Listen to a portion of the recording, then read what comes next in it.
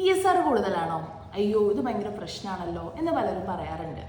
ESR കൂടുന്നത് ഒരു അസുഖം അല്ലെങ്കിൽ നമ്മുടെ ബോഡിയിൽ എന്തെങ്കിലുമൊക്കെ ഡിഫറെൻറ്റ് കണ്ടീഷൻസ് ഫേസ് ചെയ്യുമ്പോഴാണ് ESR കൂടുന്നത്. അല്ലാതെ ESR കൂടുന്നത് എന്നുള്ളത് ഒരു അസുഖമല്ല, ESR ഒരു അസുഖമല്ല. എല്ലാവർക്കും ഉള്ളൊരു വാല്യൂ തന്നെയാണ് ESR, എറിത്രോസൈറ്റ് സെഡിമെൻറ്റേഷൻ റേറ്റ്. എന്നാൽ ചില ഡിസീസ് കണ്ടീഷൻസിൽ അല്ലെങ്കിൽ ബോഡി എന്തെങ്കിലും സ്പെസിഫിക് ഇൻഫെക്ഷൻസ് ഒക്കെ ഫൈറ്റ് ചെയ്യുമ്പോൾ ബോഡിയിൽ ESR കൂടും. അതൊരു നോർമൽ പ്രോസസ്സാണ്. എങ്ങനെയുള്ള കണ്ടീഷൻസിലൊക്കെയാണ് ESR കൂടുന്നത് എന്ന് നിങ്ങൾക്ക് അറിയാമോ? നമ്മുടെ ബോഡിയിൽ എന്തെങ്കിലും ഇൻഫെക്ഷൻ ഉണ്ട്, അത് ബാക്ടീരിയൽ ആവാം, വൈറസ് ആവാം, ഏത് തരം ഇൻഫെക്ഷൻ ആയാലും അതിൻ്റെ ഭാഗമായിട്ട് ബോഡി ഫൈറ്റ് ചെയ്യുമ്പോൾ ഓഫ്കോഴ്സ് ESR കൂടും.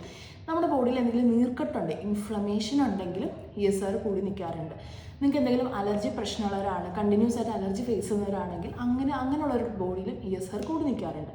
അതോടൊപ്പം തന്നെ സൈനസിൻ്റെ പ്രശ്നമുണ്ട്, വർഷങ്ങളായിട്ട് സൈനസ് ഉണ്ട്, അല്ലെങ്കിൽ മാസങ്ങളോളം സൈനസ് നീണ്ടു നിൽക്കുന്നവരാണെങ്കിൽ അങ്ങനെയുള്ളവരുടെ ബോഡിയിലും ESR കൂടി നിൽക്കാറുണ്ട്. അതോടൊപ്പം തന്നെ റൊമറ്റോയിഡ് കംപ്ലയിൻസ് ഒക്കെ ഉള്ളവരാണെങ്കിൽ അങ്ങനെയുള്ളവരുടെ ബോഡിയിലും ESRൻ്റെ പ്രസൻസ് കൂടുതലായിരിക്കും. ഇനി കിഡ്നി സംബന്ധമായ പ്രശ്നങ്ങൾ, ലിവർ സംബന്ധമായ അസുഖങ്ങളൊക്കെ ഉള്ളവർക്കും ESR ഒരുപക്ഷെ കൂടി നിൽക്കാം. അതോടൊപ്പം തന്നെ ഈവൻ തൈറോയ്ഡ് ഉള്ള പേഷ്യൻസിലും ചിലരുടെ ബോഡിയിൽ ESR കൂടി നിൽക്കാറുണ്ട്.